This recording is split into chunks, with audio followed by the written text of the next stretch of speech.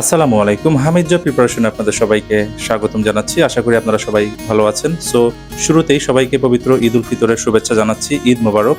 আশা করি সবাই সুস্থভাবে এবং সুন্দরভাবে আপনারা ঈদ উৎসব উদযাপন করেছেন।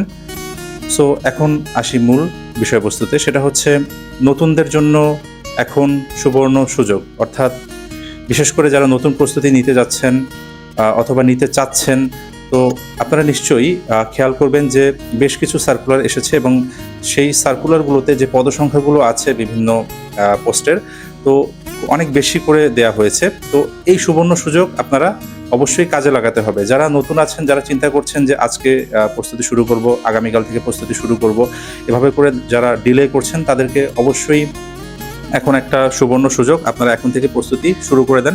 এবং আপনাদের যে সমস্যাটা বেশিরভাগ ক্ষেত্রে হয়ে থাকে, বিশেষ করে নতুনদের জন্য, সেটা হচ্ছে প্রপার গাইডলাইন। এই গাইডলাইনের অভাবেই অনেকে দেখা গিয়েছে কি পড়বে না পড়বে এই চিন্তাগুলো করে তারা কিছুটা অগ্রসর হয়ে আবার তারা কি ব্যাকলাইনে চলে আসে, অর্থাৎ তারা পিছপা হয়ে যায়। তো সেটা করা যাবে না।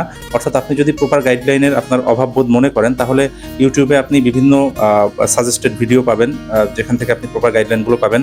অথবা আমার চ্যানেলেও কিছু গুরুত্বপূর্ণ ভিডিও আগে দেওয়া আছে, আপনারা খুঁজে দেখতে পারেন। সেখানে প্রপার গাইডলাইন, অর্থাৎ কোন কোন টপিকগুলো কিভাবে শুরু করবেন, কিভাবে পড়বেন, সেগুলো দেওয়া আছে। তো আশা করি সেগুলো দেখলেও আপনাদের মোটামুটি একটা ধারণা হয়ে যাবে কি কি পড়তে হবে, কি কি না পড়তে হবে।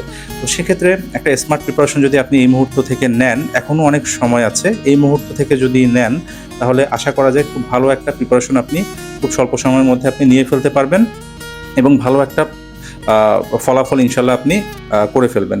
তো সেক্ষেত্রে আরেকটা বিষয়, সময় গেলে কিন্তু সাধন হবে না। তাই সময় থাকতেই সময়কে কাজে লাগান এবং সময় আপনাকে ভালো কিছুই দেবে যদি আপনি সেটাকে সুন্দরভাবে এবং ভালোভাবে যদি কাজে লাগান। তো যাই হোক, যারা নতুন আছেন তাদের জন্য আবারও শুভকামনা থাকবে যে আপনারা ভালোভাবে প্রস্তুতি নেন। এখন সুবর্ণ সুযোগ, এই সময়টাকে কাজে লাগান। তো সবার জন্য শুভকামনা। সবাই ভালো থাকবেন। আল্লাহ হাফেজ।